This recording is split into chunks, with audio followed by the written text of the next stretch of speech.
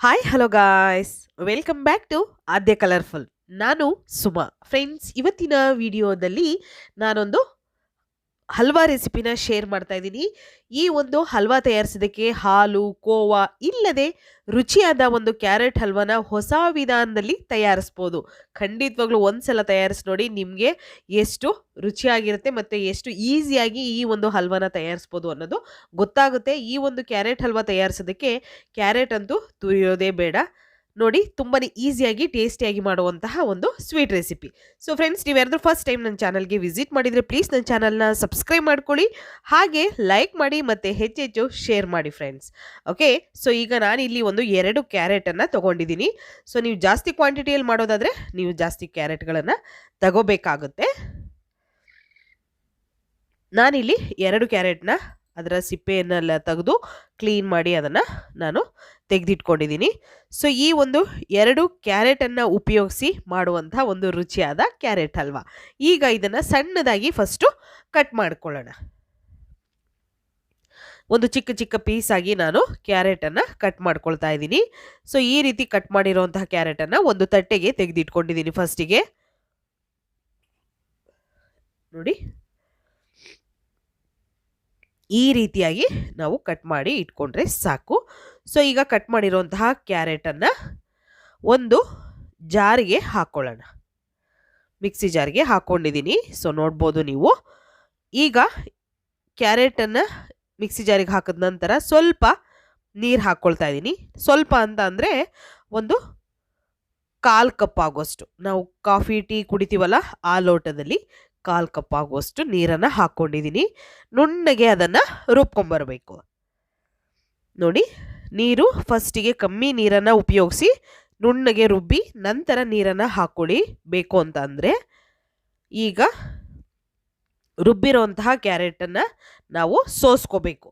So ಸೋಸ್ಕೊಳ್ಳೋದಕ್ಕೆ ಒಂದು ಸ್ಟ್ರೈನರ್ನ ಇಟ್ಟಿದ್ದೀನಿ, ನೋಡ್ಬೋದು, ಒಂದು ಪಾತ್ರೆ ಮೇಲೆ.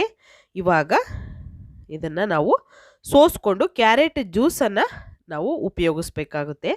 ಸೊ ಕ್ಯಾರೆಟ್ ಜ್ಯೂಸನ್ನು ತೆಕ್ಕೊಳ್ಳೋಣ ಫಸ್ಟಿಗೆ. ನಂತರ ಅದನ್ನು ಈಗ ಒಂದು ಸ್ಪೂನ್ ಸಹಾಯದಿಂದ ಇದನ್ನು ನೀವು ಬೇಕಿದ್ರೆ ಕೈಯಿಂದನೇ ಕೂಡ ಹಿಂಡಿ ಅದರ ಜ್ಯೂಸನ್ನು ತೆಗಿಬೋದು. ಇಲ್ಲ ಅನ್ನೋದಾದರೆ ಈ ಥರ ಸ್ಪೂನಲ್ಲಿ ಪ್ರೆಸ್ ಮಾಡಿದರೂ ಕೂಡ ಜ್ಯೂಸ್ ಬರುತ್ತೆ. ಮತ್ತೆ ಇನ್ನೊಂದು ಸಲ ಇದನ್ನು ಗ್ರೈಂಡ್ ಮಾಡ್ಕೊಂಬರೋಣ. ನೋಡಿ, ಹೀಗೆ ಮಾಡಿದ ನಂತರ ಇನ್ನೊಂದು ಸಲ ನುಣ್ಣಗೆ ಸ್ವಲ್ಪ ನೀರು ಹಾಕಿ ರುಬ್ಕೊಂಬರಬೇಕು. ಜಾಸ್ತಿ ನೀರು ಹಾಕಿ ನೋಡಿ, ಇಷ್ಟ ಆಗಿದೆ. ಇನ್ನೊಂದು ಸ್ವಲ್ಪ ನಾನು ಇದನ್ನು ರುಬ್ಕೊಂಡು ಬಂದು ಮತ್ತೆ ಇದನ್ನು ಕೈಯಿಂದನೇ ಹಿಂಡ್ತಾ ಇದ್ದೀನಿ. ಸೊ ನೋಡ್ಬೋದು, ಈ ಥರ ನಾವು ಕ್ಯಾರೆಟ್ ಜ್ಯೂಸನ್ನು ತೆಗೆದಿಟ್ಕೊಳ್ಳೋಣ. ಟೋಟಲಾಗಿ ಕ್ಯಾರೆಟ್ ಜ್ಯೂಸು ನಮಗೆ ಇಲ್ಲಿ 2 ಕಪ್ ಆಗುವಷ್ಟು ಬೇಕಾಗುತ್ತೆ. 2-2.5 ಕಪ್ಪು ನಮಗೆ ಜ್ಯೂಸ್ ಬೇಕಾಗುತ್ತೆ. ಸೊ ಹಾಗಾಗಿ ನೋಡಿಕೊಂಡು ಕ್ಯಾರೆಟ್ ಎಷ್ಟು ಬೇಕು ಅಂತ ನೋಡಿಕೊಂಡು ಉಪಯೋಗಿಸಿ. ನೋಡಿ, ಜ್ಯೂಸು ರೆಡಿಯಾಗಿದೆ. ಸೊ ಇದಕ್ಕೆ ಇವಾಗ 1 ಕಪ್ ಆಗುವಷ್ಟು ನಾನು ಕಾರ್ನ್ಫ್ಲೋರನ್ನು ತಗೊಳ್ತಾ ಇದ್ದೀನಿ. ಮೆಕ್ಕೆಜೋಳದ ಹಿಟ್ಟು ಅಂತ ಹೇಳ್ತಾರಲ್ಲ, ಸೊ ಅದು 1 ಕಪ್ ಆಗುವಷ್ಟು ತಗೊಂಡಿದ್ದೀನಿ. ಸೊ ಫಸ್ಟಿಗೆ ಈಗ ಮಿಕ್ಸ್ ಮಾಡ್ಕೊಳ್ಳೋಣ. ಇದಕ್ಕೆ ಹಾಕಿ ಮಿಕ್ಸ್ ಮಾಡ್ಕೊಳ್ತಾ ಇದ್ದೀನಿ. ಸ್ವಲ್ಪನೂ ಗಂಟು ಇರಬಾರ್ದು ಫ್ರೆಂಡ್ಸ್. ಓಕೆ, ಗಂಟು ಇಲ್ಲದೇ ಇರಬೇಕು. ಗಂಟು ಇಲ್ಲದ ಹಾಗೆ ನಾವು ಇದನ್ನು ಮಿಕ್ಸ್ ಮಾಡ್ಕೋಬೇಕಾಗುತ್ತೆ. ಸೊ ಖಂಡಿತ ಈ ಒಂದು ಕ್ಯಾರೆಟ್ ಹಲ್ವಾ ತಯಾರಿಸೋದಕ್ಕೆ ನೀವು ಕ್ಯಾರೆಟ್ನ ತುರಿಯೋದು ಜಾಸ್ತಿ ಟೈಮ್. ಕ್ಯಾರೆಟ್ ಹಲ್ವಾ ಮಾಡಬೇಕು ಅಂದರೆ ಕ್ಯಾರೆಟ್ ತುರಿಯೋದೇ ಟೈಮ್ ಹಿಡಿಯುತ್ತೆ. ಆದರೆ ಈ ಒಂದು ಹಲ್ವಾ ಮಾಡೋದಕ್ಕೆ ಖಂಡಿತವಾಗ್ಲೂ ಕ್ಯಾರೆಟ್ನ ತುರಿಯೋದೇ ಬೇಡ ನೀವು.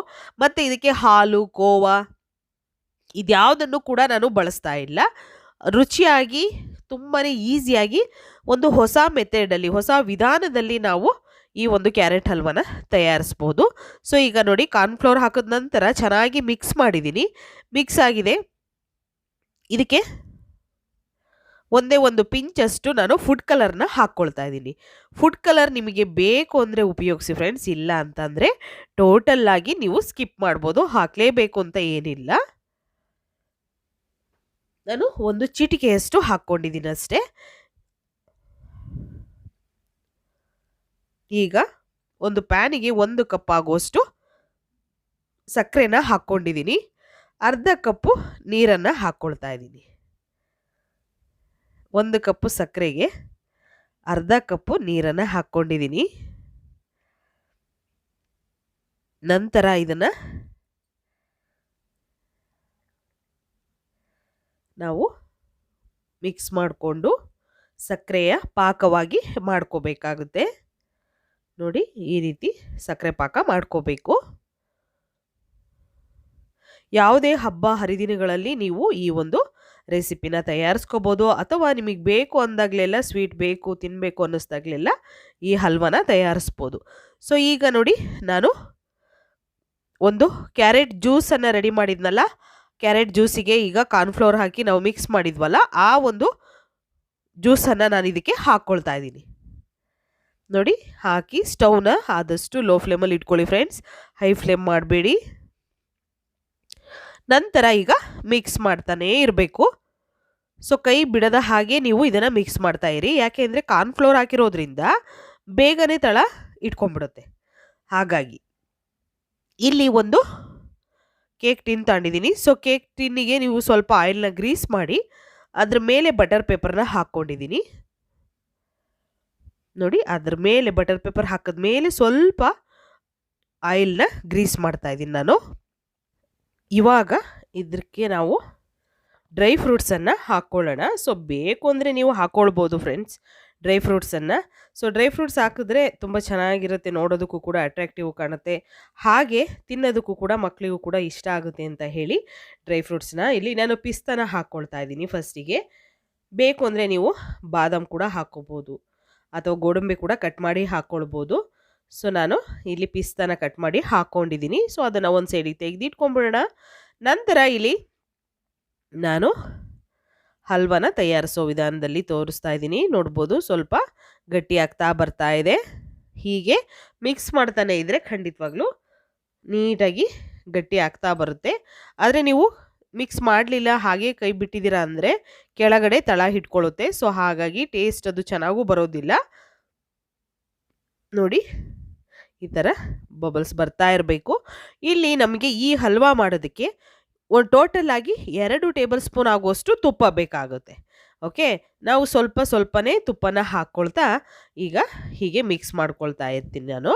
ಟೋಟಲ್ ಆಗಿ ನಮಗೆ 2 ಟೇಬಲ್ ಸ್ಪೂನ್ ಆಗುವಷ್ಟು ತುಪ್ಪ ಬೇಕಾಗುತ್ತೆ. ತುಪ್ಪ ಇದ್ದರೆ ತುಪ್ಪ ಉಪಯೋಗಿಸ್ಬೋದು, ಅಥವಾ ನೀವು ಕೋವಾ ಬಳಸಿ ಮಾಡ್ತೀವಿ ಅಂದರೆ ಕೋವಾ ಕೂಡ ಮಾಡ್ಬೋದು, ಅಥವಾ ನೀವು ವನಸ್ಪತಿ ಬಳಸಿ ನಾವು ಹಲ್ವಾ ಮಾಡ್ತೀವಿ ಅಂದರೆ ವನಸ್ಪತಿ ಕೂಡ ಬಳಸ್ಬೋದು. ಅದು ಬೇಡ ಅನ್ನೋದಾದರೆ ಅಡುಗೆ ಎಣ್ಣೆ ಉಪಯೋಗಿಸಿ ಕೂಡ ನೀವು ಈ ಕೋವಾನ ಮಾಡ್ಬೋದು ಫ್ರೆಂಡ್ಸ್. ಓಕೆ, ಈಗ ನೋಡಿ, ಈ ರೀತಿ ಮಿಕ್ಸ್ ಮಾಡ್ತಾನೆ ಇರೋಣ. ಸೊ ಇದು ಗಟ್ಟಿ ಆಗ್ತಾ ಬರಬೇಕು. ನೋಡ್ಬೋದು ನೀವು, ಈಗ ಪ್ಯಾನ್ ಕೂಡ ಬಿಡ್ತಾ ಇದೆ. ಅದು ಈ ರೀತಿ ನಮಗೆ ಬರಬೇಕು. ಹೀಗೆ ಬಂದಾಗ ಕರೆಕ್ಟಾಗಿ ಹಲ್ವಾ ರೆಡಿಯಾಗಿದೆ ಅಂತ. ಈಗ ಇದಕ್ಕೆ ಡ್ರೈ ಫ್ರೂಟ್ಸನ್ನು ಹಾಕ್ಕೊಳ್ತಾ ಇದ್ದೀನಿ. ಬಾದಾಮಿ ಮತ್ತು ಗೋಡಂಬಿ, ಪಿಸ್ತಾ ಕಟ್ ಮಾಡಿರೋ ಅಂಥದ್ದನ್ನು ಹಾಕ್ಕೊಳ್ತಾ ಇದ್ದೀನಿ. ನೋಡಿ, ಹೀಗೆ ಮಿಕ್ಸ್ ಮಾಡ್ಕೊಳ್ಳೋಣ. ಹೀಗೆ ನಮಗೆ ಪ್ಯಾನ್ ಅದು ಪಾತ್ರೆ ಯಾವ ಪಾತ್ರೆಯಲ್ಲಿ ಮಾಡ್ತಿದೀವೋ ಆ ಪಾತ್ರೆ ಬಿಡಬೇಕು, ತಳ ಬಿಡ್ತಾ ಇರಬೇಕು. ಆವಾಗ ಕರೆಕ್ಟಾಗಿ ಹಲ್ವಾ ರೆಡಿಯಾಗಿದೆ ಅಂತ.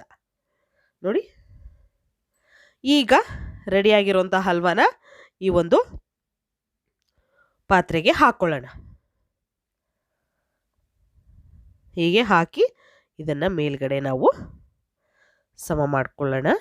ನೋಡಿ, ಈ ರೀತಿ ಬೇಗನೆ ಸೆಟ್ ಆಗುತ್ತೆ. ಇದು ಜಾಸ್ತಿ ಟೈಮ್ ಕೂಡ ತಗೊಳ್ಳಲ್ಲ. 1 ಅವರ್ ರೆಸ್ಟಿಗೆ ಇಟ್ಟಿದ್ದೆ ನಾನು. 1 ಅವರ್ ಆದ ನಂತರ ನಿಮಗೆ ತೋರಿಸ್ತಾ ಇದ್ದೀನಿ.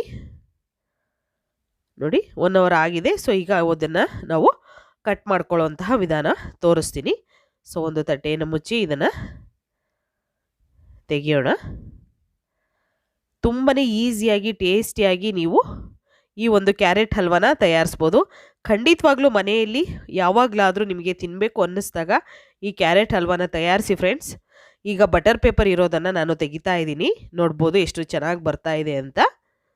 ಸೊ ನೀವು ಕೂಡ ಮನೇಲಿ ತಯಾರಿಸಿ ಹೇಗೆ ಬಂತು ಅಂತ ತಪ್ಪದೆ ನನಗೆ ಕಾಮೆಂಟ್ ಸೆಕ್ಷನಲ್ಲಿ ತಿಳಿಸ್ತೀರಾ ಅಂತ ಭಾವಿಸ್ತೀನಿ. ಸೊ ಈಗ ನೋಡಿ, ಕಟ್ ಮಾಡಿಕೊಳ್ಳೋಣ. ನಿಮಗೆ ಈ ಒಂದು ಕ್ಯಾರೆಟ್ ಹಲ್ವಾನ ಹೇಗೆ ನಿಮಗೆ ಯಾವ ಶೇಪ್ ಬೇಕೋ ಆ ಶೇಪಲ್ಲೇ ನೀವು ಇದನ್ನು ಕಟ್ ಮಾಡ್ಕೊಳ್ಬೋದು. ಇದೇ ಶೇಪಲ್ಲೇ ಕಟ್ ಮಾಡಬೇಕು ಅನ್ನೋದು ಏನೂ ಇಲ್ಲ.